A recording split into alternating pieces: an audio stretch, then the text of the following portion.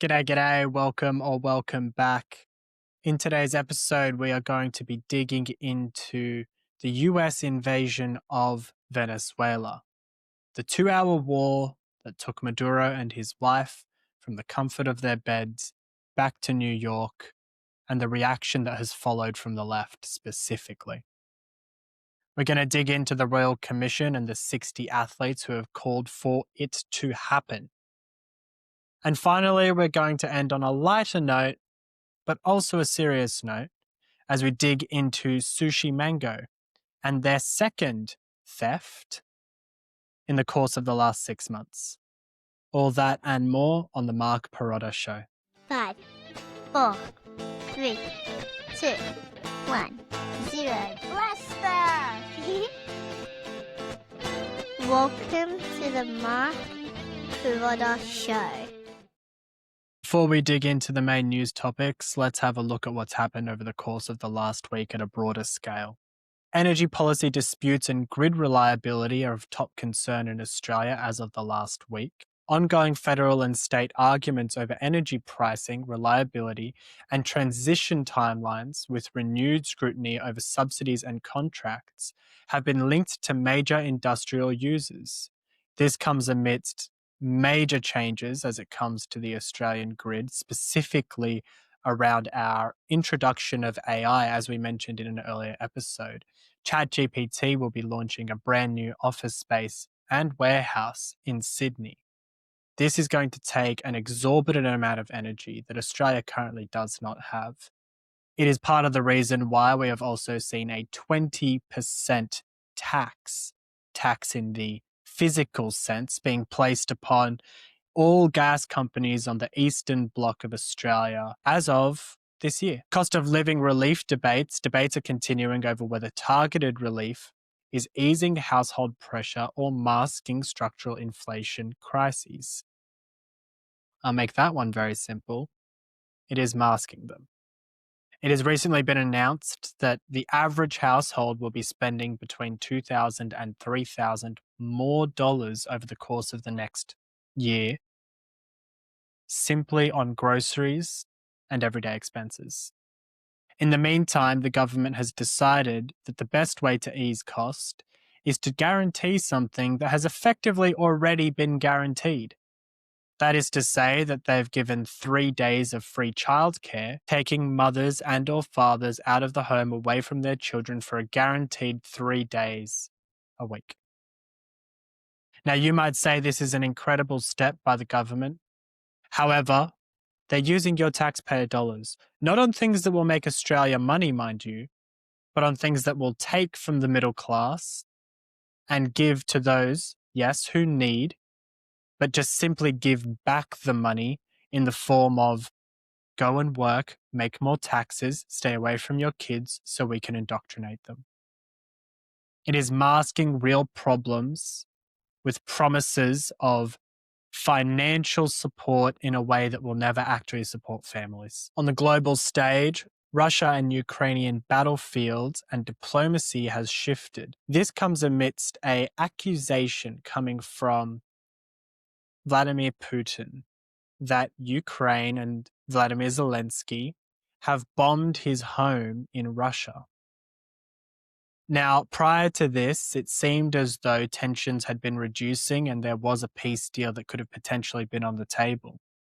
However, with growing tensions and the ever-shifting landscape of that conflict, either it seems Vladimir Putin has found a way to bomb his own home as pretense to continue the conflict, or there is some sort of invested interest who does not want to see this conflict ending just yet. I don't see who that may be at this stage. However, it doesn't seem realistic to me that Vladimir Zelensky at this stage would be bombing Putin's home amidst negotiations. The Middle East is escalating its management of wider conflicts, as well as balancing domestic political pressures across various countries. As we've seen with the Israel-Gaza conflict, nothing has really stopped. Now, it seems to me as though it's stopped because the protests have finished. There is no more marching in the streets. There are no more hashtag Free Palestine posts turning up every 3.5 seconds. Now, mind you, that's not to say that all suffering and war is a good thing. It is terrifying in every aspect, no matter where it comes from, no matter what it is. The idea that humans still have to undergo conflict is a terrifying aspect of the world that we live in today, specifically given the weapons that we have as a consequence of our modernization. However, thinking that all ideas and even all subsets of people are equal when it comes to their ideals, specifically based around religion, where it becomes a cult and a cultish ideology, is asinine, and it is detrimental to Western society specifically, because we are an inclusive group of people, because Western societies have attempted to the best degree to break down the barriers between black and white. The ability for people with malign intentions to actually break the structural rules that allow for those things to take place has caused a backlash in almost every Western nation, as we saw the Netherlands under siege during their New Year's events as gangs of migrants took to the streets and shot fireworks at residents and into residents' homes. Our inability to be strict about who enters the country based on their value set and our suicidal empathy will be the end of Western civilization if we do not take hold of it and take the reins today. In light of that, let's get into our first main topic. Unfortunately, making these sorts of little please do's is kind of essential. I enjoy doing it just for the fun of it, but at the same time, if you want to get a message out, you need the people in your community to just comment, like, subscribe, all of the normal jargon, right? Please just take a moment and give me a hand. We need to create a culture of commentary together. And I love the messages coming in my DMs. Put it in the comments section so that everyone else can see it too. Thank you. Donald Trump has done both the unthinkable and the Mission Impossible level task of removing President Maduro within 2 hours of beginning an operation from his hotel/villa where he was staying in Venezuela. During the course of this operation, Donald Trump's army and the American military launched 7 strikes against key military and oil targets in order to destabilize the response and the ability of the Venezuelan government to fight back. During the course of this operation, managed to take President Maduro and his wife, who are wanted with a $50 million bounty on their heads by the American government, and fly them from Venezuela to New York. What's interesting about this is not so much what happened. If you're the kind of person who likes tactics and military conflict and how it's conducted, yes, this is a very interesting moment for you. However, what has been interesting to me is this, and I do not know how to say this politely. Never in the history of the Western world has it been more clear that every single person on the left wing of politics, ideologically, is just a person with severe daddy issues.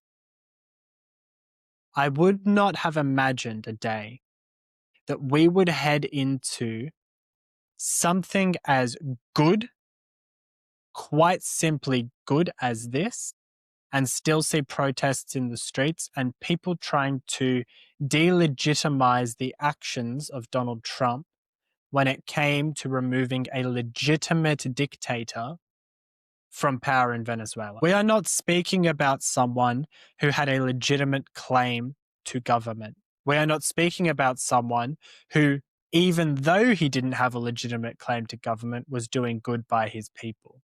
We are not speaking about someone who was loved by the population, as you see in North Korea. We are speaking about someone who, over the course of the last 6 to 8 years, has systematically starved, imprisoned, and brutalized his own population. The result of which has been the enrichment of himself and his comrades, the result of which has been 97% starvation in the country of Venezuela. Not to mention the countless human trafficking accusations and cases which have been proven, the countless number of lives lost in America as a result of the fentanyl crisis, which primarily has its shipment routes through Venezuela. And yet, despite those facts, despite the illegitimacy and the criminal activity by a dictator like Nicolás Maduro, we still saw protests in the streets with people waving communist banners through the streets of Sydney, through American streets, through entire Western nations that all share the same suicidal ideology, which is this: the Nazis were terrible, communism was the solution. Not a single one of these people has ever picked up a history book. There is not a single historical piece of evidence that you can give me to claim that Nazism was actually worse than communism. All you need to do is look up how many people have died under communism, how many people have died under fascism. The numbers speak for themselves. I spoke about this earlier. The idea that we are not allowed to have a Nazi party in Australia, but we are allowed to have a socialist party and a communist party in Australia, is insane to me. Who is teaching history in our schools? Where do our politicians get their information from? We're going to look at our first clip today. We're going to look at the reaction of the left in their protests, and then we're going to see on a side-by-side clip the reaction of Venezuelans, what Venezuelans are doing today, the people who have been under the regime of Maduro. Watch. Streets across the country rallying against the actions of the US in Venezuela. A group at Sydney's Town Hall last night calling on the Albanese government to condemn the United States. Hands off Venezuela! Hands off Venezuela! Similar demonstrations were organised in Melbourne, Perth and Canberra. Police were forced to intervene after rival groups clashed in Brisbane's King George Square.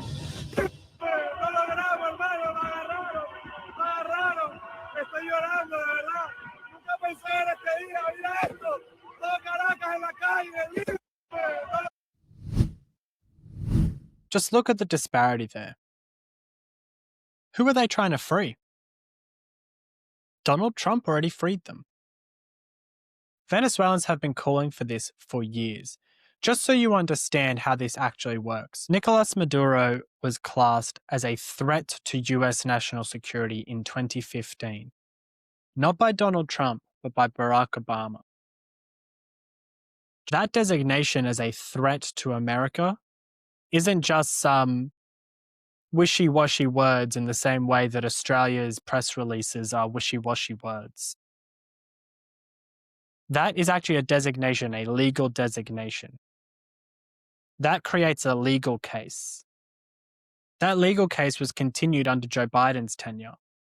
So that's from 2015 until now. That's over 10 years of saying a whole lot of things and doing a whole lot of nothing, effectively allowing the Venezuelan people to suffer while the American government played semantics over how and why. Now, during Donald Trump's first term, there was a clip where effectively he was speaking to a general. And while he was speaking to this general, the general said to him, "Sir, we want to do this thing." And he said, "Well, what do you need?" And the general effectively said, "Get out of my way." And Donald Trump said, "All right then, do what you need to do." When bureaucrats get involved and people with the red tape start getting involved in military events and how things are meant to happen, that's how you get failures like the pullout from Afghanistan. It's when people who are paper pushers, who are keyboard warriors, have the final say on how, when, and why an operation has to take place instead of the professionals who actually know how to do these things. That is how you get casualties in war. That is how you get forever wars.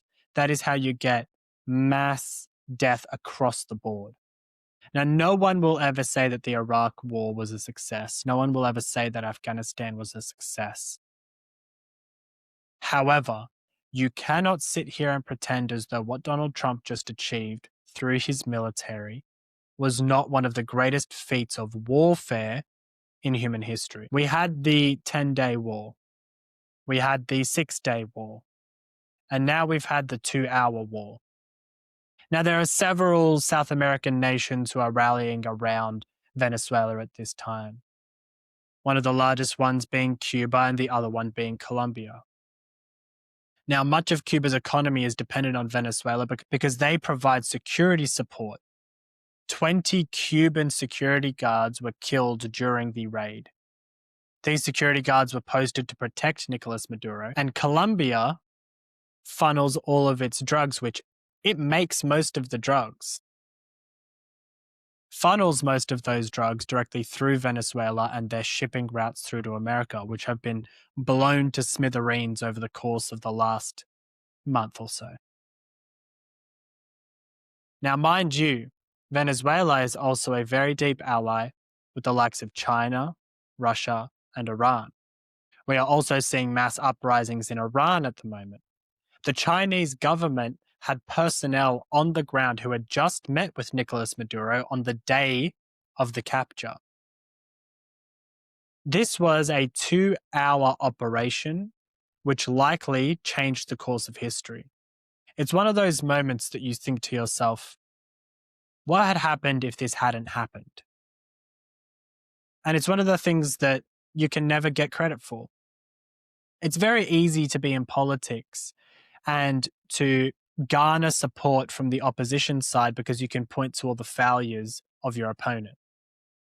It is very, very difficult as a sitting government to be able to promote your own successes because you do not know what would have happened otherwise.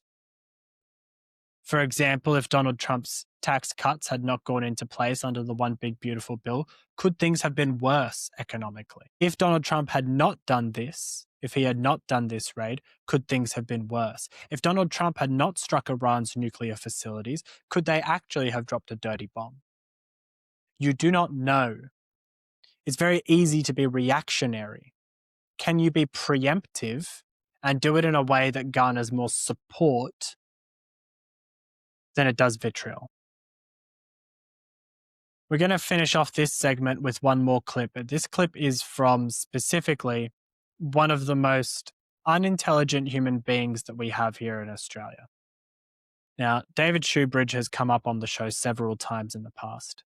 David Shoebridge is a Green senator. Okay? They don't come as intellectuals, these Green senators. They do not come as intelligent people. But as far as they come, at least David Shoebridge can put together a coherent sentence. Now, what's inside of that sentence is all garbage. It means nothing. It says nothing. And it's always the wrong approach. However, he has one of the largest voices, specifically on social media, because he is the, I guess you'd say it again, the daddy leader of the left wing. Maureen Faruqi gets zero airtime compared to David Shoebridge.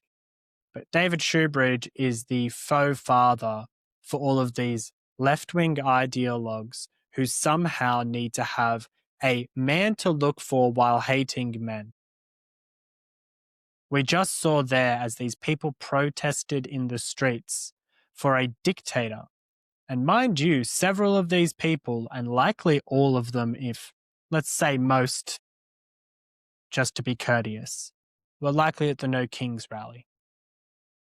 And Maduro was a real-life dictator, not one that you'd trumped up in your head.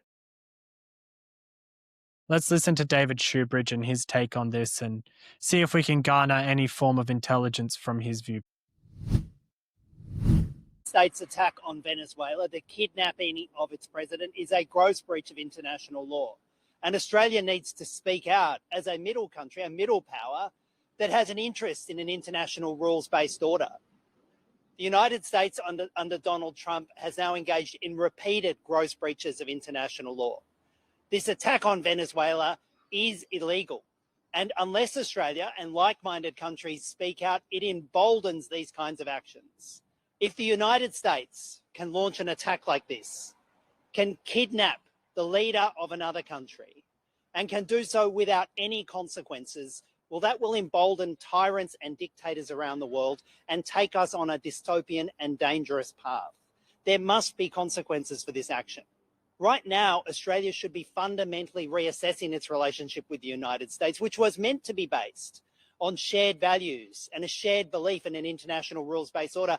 That relationship is now in tatters.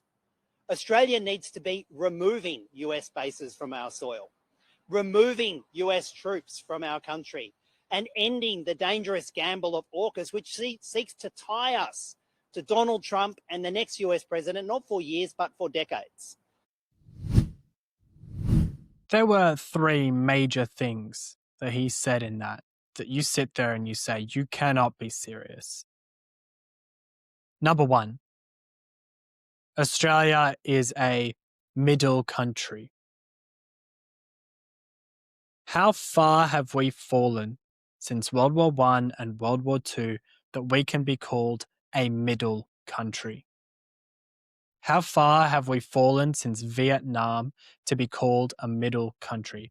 I would love to hear from our veterans what they think about David Shoebridge calling Australia's impact on the world stage a middle impact, a middle country.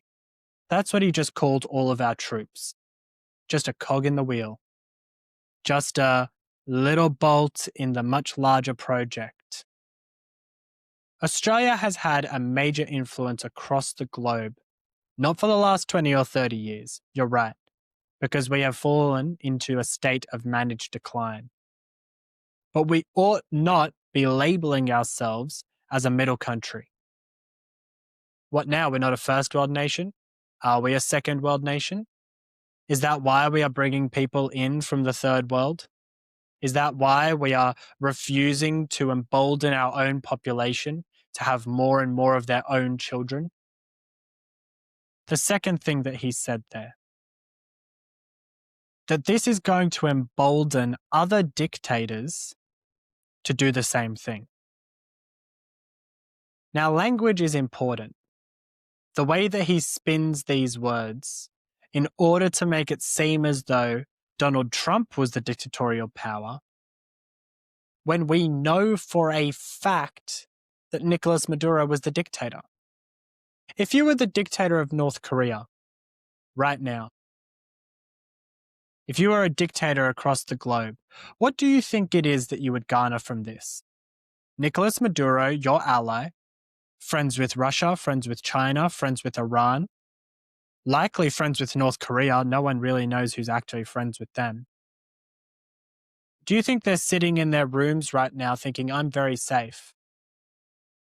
I'm going to go to bed tonight, and I definitely won't be kidnapped, according to David Shoebridge, in the middle of the night by Apache helicopters, while 7 of my most important military facilities across my country get bombed to smithereens.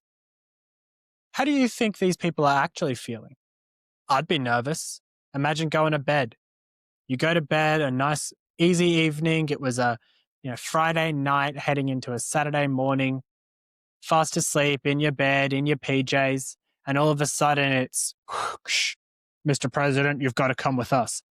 Walk out the door. Mind you, once again, 20 dead Cuban security guards on your way out, get put on an Apache helicopter, sent across the continent into North America, land in New York by morning time, and you're on trial effectively for the next 6 months. You will be found guilty. It's very likely you end up in prison. It will be the worst of the worst prisons. And in the meantime, the legitimate leader of Venezuela finally comes out of hiding and is met with cheers and greetings, and there's pompous love in the streets. Venezuelans are cheering, live streamers who are on at the time, shooting fireworks. The country is in just hysterical joy right now. And then he says, we have to step away from America. We have to remove American bases from our soil. Communist. Depraved communist. Your worldview leads to Venezuela. Every single example that has ever taken place, it leads to Venezuela. How on earth does this guy get up in the morning, brush his teeth, and think to himself, how am I going to be as unintelligent as humanly possible today? And still manage to sit in the Australian Senate. This guy has influence over the laws of our country. Weak-willed, unintelligent, bought and paid for, without a doubt.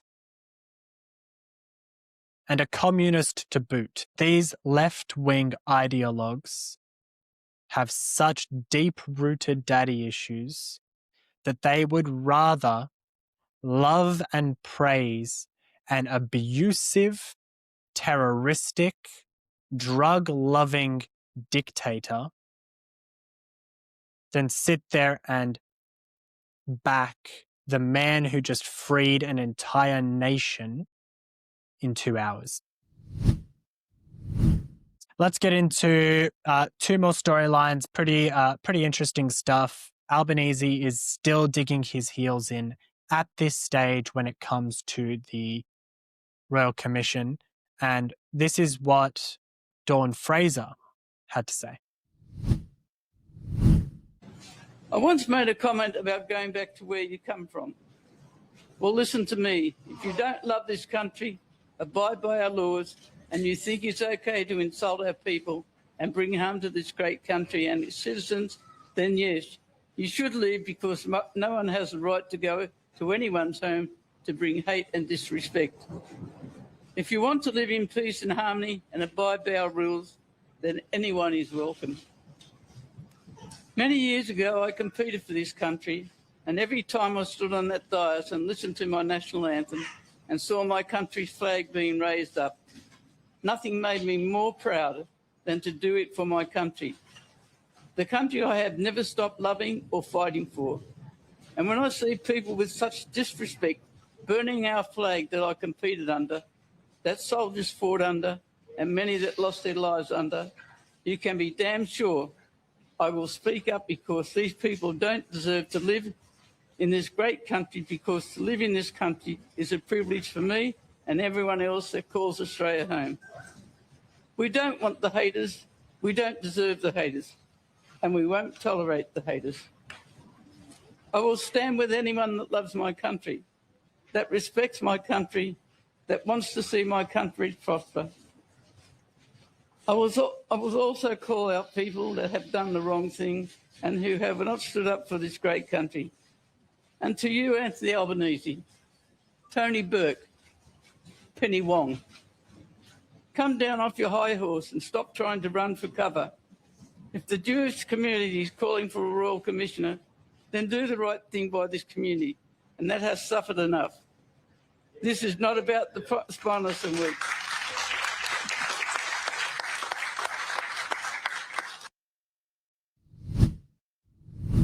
Let's just read out a simple list of all the people. Okay, so we know the Jewish community. We know the victims. They've all called for a royal commission. The people actually affected by this properly. Outside of the wider community, the specific Australian Jewish community who was affected by this. Outside of those people, 130 business leaders have all come out and put pressure upon the Albanese government in order to call a royal commission. 60 prominent athletes all have come out and called for a royal commission. The entire Liberal Party, the entire Nationals Party, the One Nation Party have all come out and called for a royal commission. Approximately 70 to 80% of the Australian population wants this. What is Anthony Albanese actually going to do? A closed door, party approved, party room only, ASIO overseen, quick fire report into the failings that led to the Bondi shooting. How on earth is that ever going to be impartial? The three groups that are more than likely the most to blame for this: ASIO, the Labour Party, and the government writ large. These three groups are going to be the people who oversee their own work. It's as ridiculous as your own personal end-of-year performance review. I'm sure we're all used to this now, where at the end of the financial year, you get given a document by your boss and you get told, rate your own performance. Let us know how you did. Tell me everything that you achieved this year, and we'll go through it together. Your thought process is, I'm definitely going to be harsh and critical on myself here. This is definitely what I'm going to do. I'm going to sit here and I'm going to force my boss to listen to all the bad things that I did this year because I don't want that pay rise at all. Do the damn Royal Commission. Come on. You can do both. ¿Por qué no las dos? Just get them both done. Do your internal cabinet review. Okay? Give yourself a little pat on the back and say, we actually did everything that we needed to do. And then let the Royal Commission absolutely burn you in the background. We know that's why you're not doing this. Tony Burke tried to come out and say that it's because we don't want the ideas that were spread by these people to be made public all over again. It's free to watch online. Go on Twitter, go on X, and you can watch this happen everywhere. Every day you get a new post pop up from a new angle. And you're worried about the people who were victimized. They're the ones calling for this. Grow a spine, get this done. Otherwise, the crime, the hatred, and the vitriol that we are seeing in our nation is only going to grow. Because if you don't know what the source is, then how on earth are you going to stop these things from happening? Let's move on. This last clip, it's a little bit of fun. I love these guys. They speak to my soul, obviously, because, you know, WOG background, you tend to see the parody. And I'm sure that, you know, every single person from a Greek, Maltese, Italian background watches these blokes and says to themselves, that's literally my mum. That's literally my nonna. That's exactly what my Christmas was like. But this isn't a funny clip. Not really. Okay, but it's Sushi Mango, some of my favorite human beings on earth. Let's take a watch. Members of popular comedy group Sushi Mango have fallen victim to Melbourne's crime wave for the second time in a month. They're fed up and have a pointed message for the Premier. Hey, bastards, come in, it's the break of the door. This viral comedy trio It's got to catch this criminal bastards. is dropping the act. Obviously, we're a little disturbed that it's a brazen daytime robbery.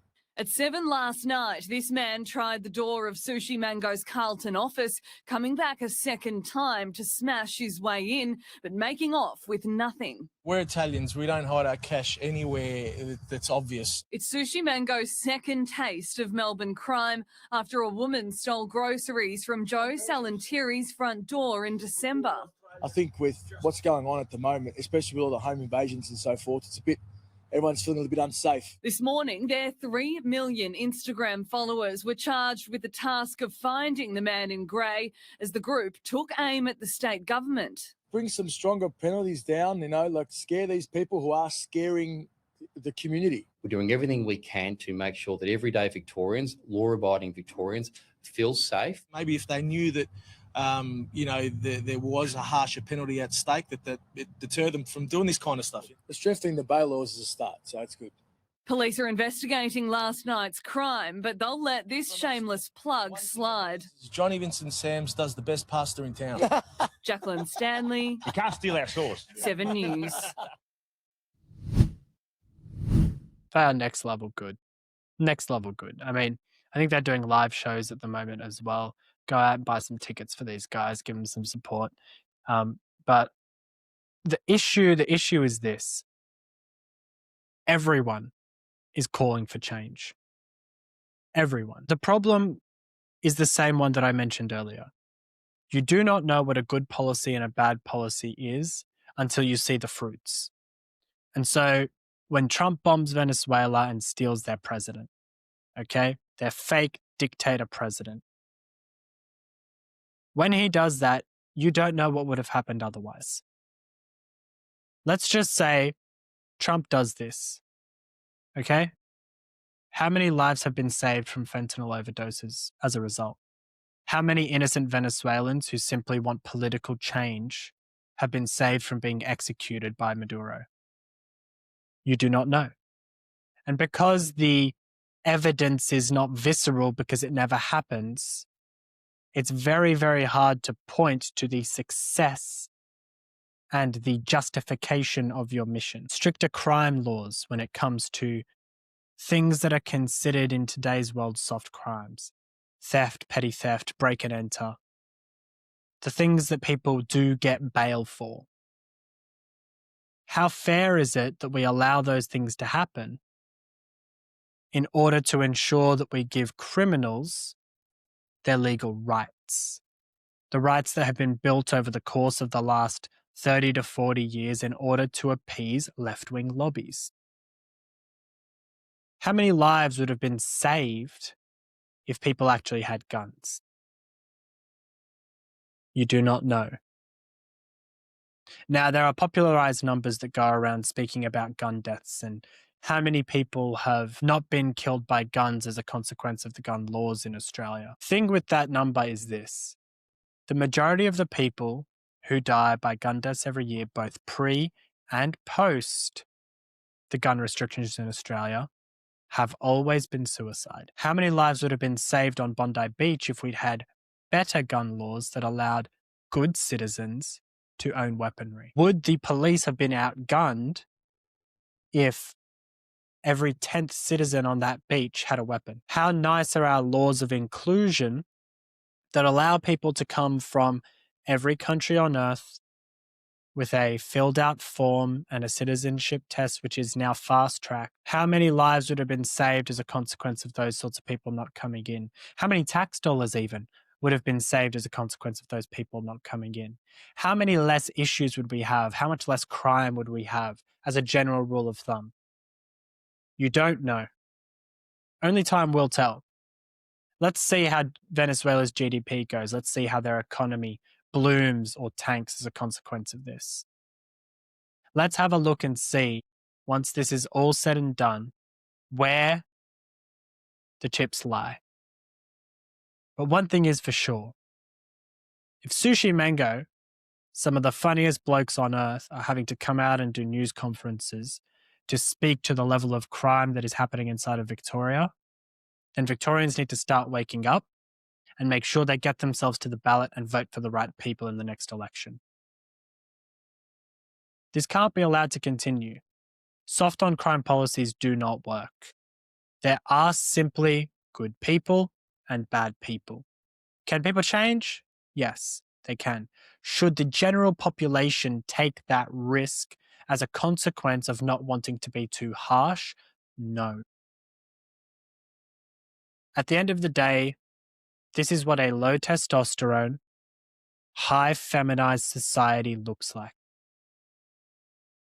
Law and order is an essential part of what it is to be a nation, a community, a home. If you cannot do discipline now in your own home, how can we expect the nation to produce anything other than bratty citizens? Than citizens who think they can get away with anything, because they generally do. We've got to stop gentle parenting our citizens and start making them realize that there are real consequences for their very real actions. That'll do us for the show today. Please go like and follow everything. My show with Edward Schuller is now live. That was a really enjoyable conversation, really good debate. It's causing a little bit of a stir now on Twitter, which is fun, on X. The general thesis of the conversation was based around white identitarianism in the central part of it. However, the majority of the conversation around that was not debate style format. It wasn't anything, we didn't plan anything except for let's talk about maybe around this stuff. We just chatted. And Edward Schuler is doing some incredible work in his day-to-day job, right? He works for a company called Red Union. Go follow him, go like him. All of his links are in the description of that episode. In light of that, I've also started a Patreon where you can go and support some of my work if you would like to. Do not do it through the Apple app. Do it through the web browser, because Apple is an absolutely evil organization, and a $5 subscription somehow gets bumped up to $7.50 in order to pay for Apple's cut, which apparently is approximately 50%. So don't do it through the Apple app. Go and pay through the web app if you have the ability to. It is a monthly subscription. I'm going to start doing some extra content. Some content will start going out early on Patreon, and some extra content, including live content, which I'm very excited to start. I'm just trying to put it together and do some test runs just so I don't look like a complete moron. Very likely on a Thursday afternoon, just for members, Thursday evening, just having a chat, going through some stuff. And once I'm ready to start putting out content on it, maybe going through some of the chapters of the book and getting your opinion live while I read it on air. And I'll send it out in a mailing list as well, which is going to be very interesting. But the support really does help. There are certain costs that are associated with just running this on a day-to-day basis. And so your support would really be appreciated. It's not essential. You can sign up for free as well. The numbers game does work eventually. It does end up building, and just liking and commenting also works. Spread is everything in this game. And at the end of the day, what I want to do is get a message out and try and educate this generation, but also the generation that's coming. Because if we don't educate the people, they're going to vote for the wrong people. And so it's incumbent on us to do that. My name is Mark Pirotta, and this is the Mark Pirotta Show. I'll speak to you guys on Thursday. God bless.